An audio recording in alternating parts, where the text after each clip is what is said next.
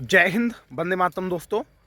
तो मैं आपको बता दूं, आपके लिए एक इन्फॉर्मेशन है कि जो सीआईएसएफ फायरमैन की जो वैकेंसी थी, आपको पता है उसका रिजल्ट अभी बहुत जल्दी अनाउंस हुआ था, है ना। अब उसके आपके एडमिट कार्ड आ चुके हैं डॉक्यूमेंट वेरिफिकेशन के। डॉक्यूमेंट वेरिफिकेशन के जो एडमिट कार्ड आए हैं, और सीआईएसएफ ने एक ऑफिशियल नोटिस निकाला है, यहाँ स्क्रीन पर आप देख पा रहे होंगे।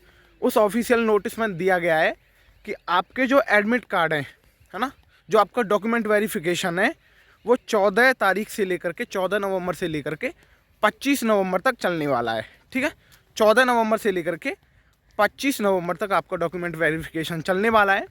और आपके डॉक्यूमेंट क्या क्या रहने वाले हैं, तो सबसे पहले तो आप अपने एडमिट कार्ड डाउनलोड कर लीजिए सीआईएसएफ की ऑफिशियल वेबसाइट पर जा कर के।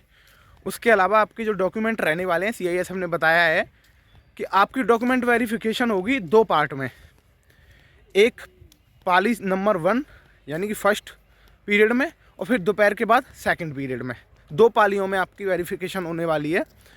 उनमें मैं आपको बता दूं, पहली जो पाली शुरुआत होगी आपकी 7:30 बजे रिपोर्टिंग टाइम है फर्स्ट वालों का, और सेकंड वालों का 12:30 बजे है ना। लेकिन वो डॉक्यूमेंट वेरिफिकेशन जो शुरुआत होगी वो 8:30 बजे से सुबह फर्स्ट पाली की, और सेकंड पाली की आपकी वेरिफिकेशन शुरू होगी 1 बजे से।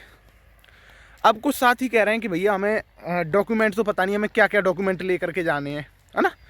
तो मैं कुछ चीज़ें आपको बताता हूँ जो उन्होंने ऑफिशियल नोटिस में दे रखी हैं। आप यहाँ भी देख पा रहे होंगे, इसे भी पढ़ लेना आप लोग, और आप उसमें मैं बता रहा हूँ उनको ध्यान से सुनिए। सबसे पहले आपको एक आधार कार्ड या आपके पास में वोटर कार्ड हो, यानी जिसमें आपकी डेट ऑफ बर्थ एकदम मैच करती हो, है ना। नाम में कोई मिस्टेक नहीं होना चाहिए, बिल्कुल एकदम एक्यूरेट सही होना चाहिए।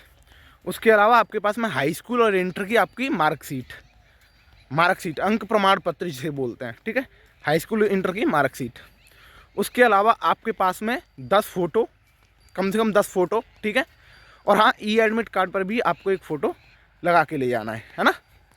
तो मैंने आपको क्या क्या बताया डॉक्यूमेंट, एक तो आपका आधार कार्ड हो गया, हाई स्कूल इंटर की मार्कशीट हो गई, उसके अलावा आपका जाति प्रमाण पत्र और मूल निवास प्रमाण पत्र।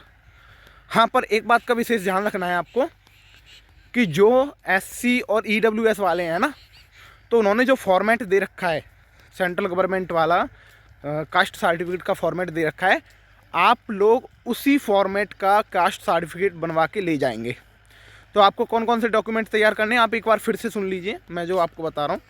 एक तो आपको आधार कार्ड या वोटर कार्ड, जो भी आपका ड्राइविंग लाइसेंस हो जिसमें आपकी डेट ऑफ बर्थ वगैरह सेम टू सेम मैच करती हो। उसके अलावा आपके पास में आपका हाई स्कूल इंटर की दोनों मार्कशीट ओरिजिनल भी लेके जाने हैं, आपको जीरोक्स भी लेके जानी है। और आपको जाति प्रमाण पत्र, मूल निवास प्रमाण पत्र, सेंट्रल गवर्नमेंट का और स्टेट गवर्नमेंट का भी आपको जाति प्रमाण पत्र लेकर के जाना है।